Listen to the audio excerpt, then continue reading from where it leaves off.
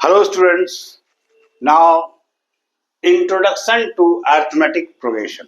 आपने ये बात मेरे चैनल को अगर देख रहे हैं तो आपको ये बात पता चला हुआ होगा कि मैं कभी भी कोई भी टॉपिक को स्टार्ट करता हूं तो उसके पहले उस टॉपिक से रिलेटेड इंट्रोडक्शन को जरूर डिस्कस करता हूं। मैं ऐसा इसलिए करता हूं ताकि अगर आप इंट्रोडक्टरी पार्ट को ढंग से पढ़ ले, समझ ले और जान ले तो एक्सरसाइज में जब आप आइएगा तो न्यूमेरिकल एस्पेक्ट्स को ऑपरेट करने में आपको कोई खास प्रॉब्लम नहीं फेस करना होगा। ये रीजन है, ठीक है। तो चलिए अब हम टॉपिक की ओर चलते हैं, इंट्रोडक्शनल पार्ट ऑफ अरिथमेटिक प्रोग्रेशन की ओर चलते हैं। और यहाँ आने के बाद मैं आपको एक जनरल बात बताना चाहता हूँ कि ये natural character of human beings है। सभी इंसान के ये एक जनरल कैरेक्टर है कि ये हर चीज को, हर सामान को, चाहे वो नंबर हो, चाहे वस्तु हो, चाहे कुछ भी हो, सबको अरेंज्ड वे में देखना चाहता है। ये ह्यूमन नेचर है, ये नेचुरल क्या बोलते हैं, नेचुरल प्रॉपर्टी है, ये नेचुरल क्वालिटी बेटर से, ठीक है। तो आइए, चूंकि आप देखें नंबर सिस्टम को भी आप पढ़े हैं ना, तो वहां भी आप क्या देखें, नंबर जो है एक पर्टिकुलर ऑर्डर में अरेंज है, जैसे 1 के बाद 2, उसके बाद 3, उसके बाद 4, ठीक है, अरेंज है। तो इसीलिए मैंने कुछ सेट ऑफ नंबर्स यहाँ ले रखा है अरेंज्ड वे में, ठीक है। कैसे लिया है, let us observe the following list of number. तो जो सेट ऑफ नंबर, हम 3 सेट ऑफ नंबर लेके रखे हैं, आइए हम लोग इसको बढ़िया से ऑब्जर्व करते हैं। ऑब्जर्व करने का मतलब ये नहीं कि खाली देख लिया, अरे हाँ देख लिया, नहीं, ऑब्जर्व आपको करना है। कैसे? क्योंकि आप मैथमेटिक्स के स्टूडेंट है तो आपको मैथमेटिकल सेंस के द्वारा ऑब्जर्व करना है और पता चलाना है कि इसमें क्या क्या मैथमेटिकल सेंसेस अप्लाई हो सकता है। उस दृष्टिकोण से आपको ऑब्जर्व करना है। तो आइए, ऑब्जर्व आप कैसे करेंगे ये मैं थोड़ा आपको बताता हूं। फर्स्ट सेट ऑफ नंबर मेरा क्या है, 2, 5, 8 और 11, ठीक है। सेकेंड सेट ऑफ नंबर क्या है, 15, 17, 19 and 21। Third set of number क्या है, 20, 16, 12 एंड 8। इस प्रकार आपके पास 3 सेट ऑफ नंबर है जो मैं लिख के रखा हूं। अब चलिए इसके मैथमेटिकल दृष्टिकोण से इस नंबर को बढ़िया से ऑब्जर्व करते हैं। क्या कर रहे हैं, देखिए, 2 बढ़कर 5 बढ़कर 8 बढ़कर 11, बढ़ते हुए क्रम में। 15 बढ़कर 17 बढ़कर 19 बढ़कर 20, ये भी बढ़ते हुए क्रम में है।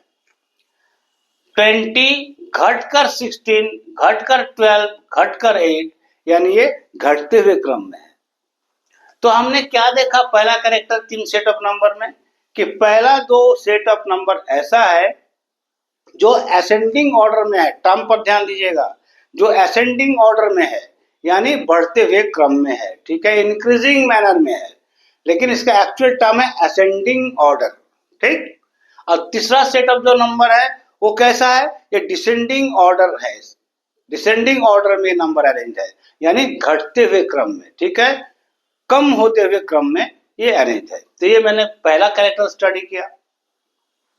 दूसरा कैरेक्टर क्या देख रहा हूं मैं, 5 में से अगर 2 को मैं माइनस कर दूं तो कितना मिलेगा, 3। फिर 8 को अगर 5 से माइनस कर दूं तो कितना हो जाएगा, 8 माइनस 5 इक्वल टू 3। फिर 11 माइनस 8 इक्वल टू भी 3। तो हमने क्या देखा, इन सभी नंबर में एक दूसरा कैरेक्टर और क्या है, ये असेंडिंग ऑर्डर में होने के साथ साथ कोई भी नंबर को उसके प्रीवियस नंबर से, कोई भी सक्सेसर को उसके प्रीवियस से, टर्म पर ध्यान देना है, कोई भी सक्सेसर को उसके प्रीवियस से अगर माइनस कर दिया जाए तो जो डिफरेंसेस आ रहा है वो हर पार्ट में सेम आ रहा है। एक कॉमन कैरेक्टर मिला इन सभी अरेंजमेंट ऑफ नंबर में। सेकंड सेट में आइए, सक्सेसर 17 को इसके प्रीवियस नंबर 15 से माइनस कर देते हैं तो 17 माइनस 15 इक्वल टू 2। इसी प्रकार 19 माइनस 17 भी 2, इसी प्रकार 21 माइनस 19 भी 2। तो यहां भी हम देख रहे हैं कि ये इंक्रीजिंग ऑर्डर में, असेंडिंग ऑर्डर में होने के साथ साथ इनमें जो नंबर्स है उन सभी नंबर के बीच का डिफरेंस 2 आ रहा है। ठीक है, आइए थर्ड पार्ट को ऑब्जर्व करते हैं। 16 माइनस 20 कितना हो गया, -4। फिर 12 माइनस 16 कितना हो गया, ये भी -4। 8 माइनस 12 कितना हो गया, ये भी -4। तो देख रहे हैं क्या ये डिक्रीजिंग मैनर में तो है, लेकिन इसमें भी जो सक्सेसिव डिफरेंसेस है वह इक्वल है और वो प्रत्येक इक्वल टू 4 के बराबर है। तो हम लोगों ने 3 सेट ऑफ नंबर में 2 कैरेक्टर को स्टडी किया है। This numbers are arranged either in ascending order और in descending order, but their common character is that the difference between any two number comes same for a particular set of number. ठीक है, अब इसी बात को अगर आपके दिमाग से हट जाए, मेरे डिस्कशन को हट जाए, तो इसके लिए मैं इसको लिख भी दिया हूं ताकि एक बार आप इसको गो थ्रो कर लीजिएगा तो ये बात आपको रिकॉल हो जाएगा। ठीक है, तो ये इन वन का जो है successor number is obtained by adding 3 to the previous number. ठीक है ना, इन्हें आपको समझाया अभी। सेकेंड पार्ट ऑफ नंबर में क्या है, successor number is obtained by adding 2 to the previous number. ये कैसे है, अभी हमने आपको समझाया है, मैं लिख दिया हूं। थर्ड में क्या है, successor number is obtained by adding, और ब्रैकेट में सब्ट्रैक्ट भी लिख दिया हूं, का है यहाँ -4 का डिफरेंस है। ठीक है, इसलिए -4 टू दी प्रीवियस नंबर। तो ये जो तीनों केसेस को आपने स्टडी किया उसको हम यहाँ पर कंसंट्रेट कर दिए लिखकर, ताकि कभी जरूरत पड़े तो एक बार इसको गो थ्रो हो जाएगा तो हाँ सर ने ये बात बताया था। ठीक है, अब देखिए इसको हम आगे ले चलते हैं। तो आगे कैसे, thus in the above list fixed quantities are 3, 2 and -4। आपने देखा इस लिस्ट में जो हम लोग नंबर लिए थे उसमें 2 सक्सेसिव नंबर का डिफरेंसेस निकाले थे। तो पहला सेट में कितना आया था, 3, दूसरा में कितना आया था, 2, तीसरा में कितना आया था, -4। वही मैं लिखा हूं, thus in the above list fixed quantities are, ये फिक्स्ड क्वांटिटी है जिसको ऐड करने से उसके बाद वाला नंबर मिल रहा है, are 3, 2 and -4 represents the sequence having same type of characteristic। तो ये क्या कर रहा है, ये जो करेक्टर आपने स्टडी किया उसके द्वारा ये आप पता चला लिए कि ये नंबर क्या कर रहा है, ये एक सीक्वेंस को रिप्रेजेंट कर रहा है, क्योंकि इस सभी के पास एक कॉमन कैरेक्टर है। इन सभी के पास कॉमन कैरेक्टर है, वो क्या है कि किसी भी सेट ऑफ नंबर में difference between 2 terms are comes equal. ठीक है, अब इसी कंसेप्ट के सहारे हम लोग इस स्टेप पर भी आ सकते हैं। Let us right a general sequence of this type. कैसे, a plus D, a plus 2d, a plus 3d, है ना। अगर आप मानो a को 2 और d यानी कॉमन डिफरेंस 3, तो 2 प्लस 3 5। ठीक है, तो इसी प्रकार आपने इस सेट ऑफ सीक्वेंस को सिंबॉलिकली लिख सकते हैं इसी कंसेप्ट से जो अभी हम लोग चर्चा किए हैं। a plus D, a plus 2d, a plus 3d, इसके आगे जितना जी चाहता n तक आप जा सकते हैं। ठीक है, such a sequence is defined as arithmetic progression. ऐसा सीक्वेंस को हम लोग डिफाइन करते हैं as arithmetic progression. Arithmetic progression को शॉर्ट फॉर्म में, एब्रिविएटेड फॉर्म में हम लोग एपी लिखते हैं। ध्यान रखिएगा, इस एपी का ही मैं प्रयोग करता रहूंगा। इतना बड़ा बात अरिथमेटिक प्रोग्रेशन रिपीटेडली मैं नहीं लिखूंगा, एपी ही लिखूंगा। ठीक है, इसलिए इस बात को दिमाग में बैठा लीजिए, AP represents the arithmetic progression.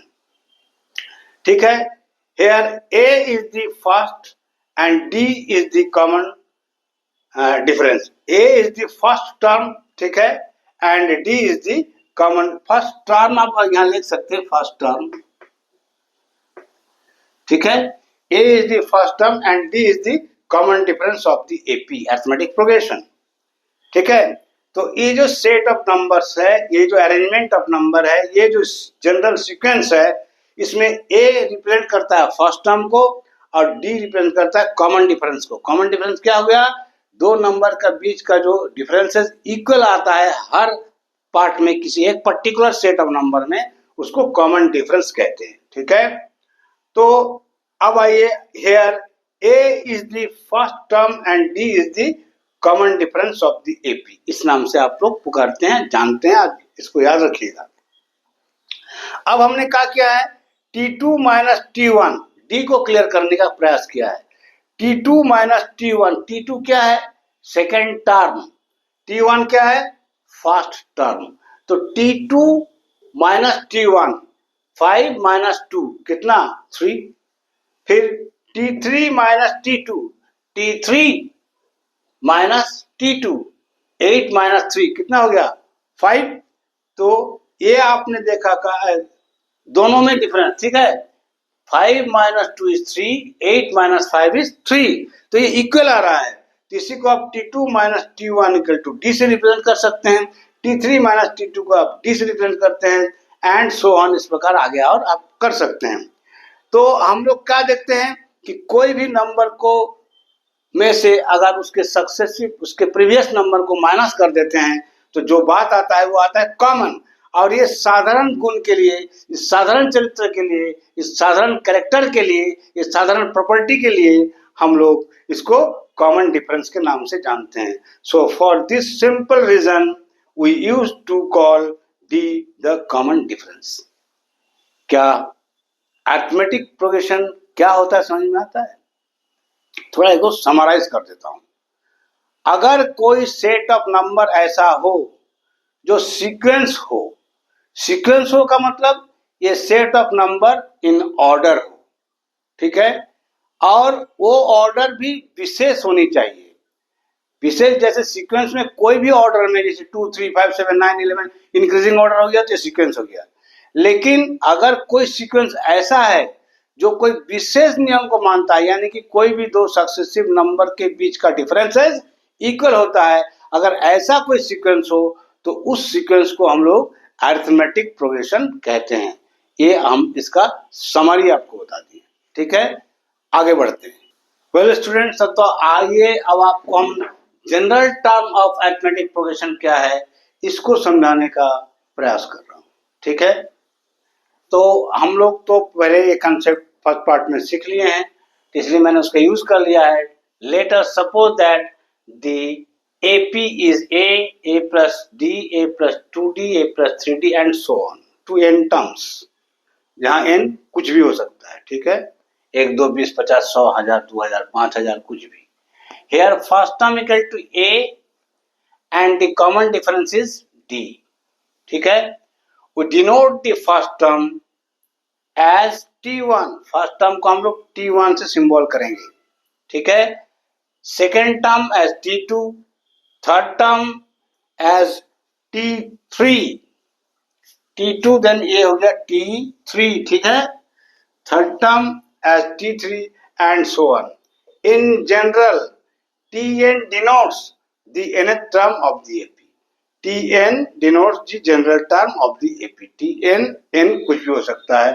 तो यही बात मैं आगे मेंशन कर दिया हूँ, where values of n are 1 2 3 4 and so on, कुछ भी हो सकता है, एंड नहीं है इसका, ठीक है। तो इस प्रकार अब देखिए T1 फर्स्ट टर्म है, तो फर्स्ट टर्म का है A, तो यहाँ हो गया A, क्लियर। तो A इक्वल टू क्या होगा, A प्लस पोजीशन वैल्यू क्या है, फर्स्ट टर्म है, तो 1 माइनस 1 कर देंगे तो क्या हो जाएगा, 0 हो जाएगा। तो 1 माइनस 1 इंटू डी, तो ये हो गया आपका first term equal to A, इसलिए ये 0 हो जाएगा, तो ये वैनिश होके ये A ही बचेगा।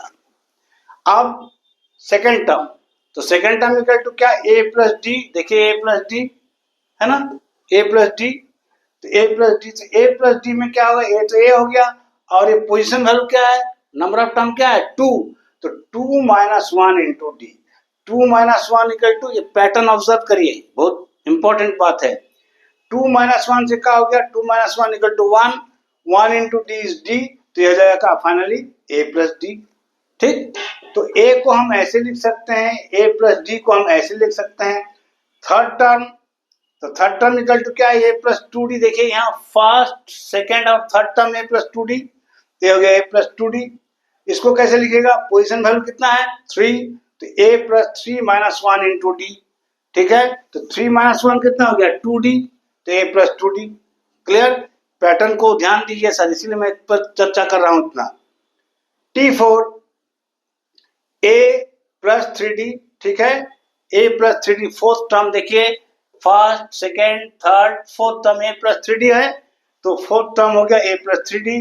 पोजिशन वैल्यू क्या है 4, तो a plus four minus one into d, तो 4 माइनस वन क्या होता है 3 इंटू डी, तो ए प्लस थ्री डी हो गया। आपने ऑब्जर्व किया ना, फर्स्ट टर्म हो गया ए, सेकेंड टर्म हो गया a plus d, third term हो गया a plus two d, fourth term हो गया ए प्लस थ्री डी। इसको अगर हम पोजिशन वैल्यू के साथ कंपेयर करें तो मैं दूसरा स्टेप क्या लिख सकता हूं, ए plus to minus one, A plus three minus one, A plus four minus one.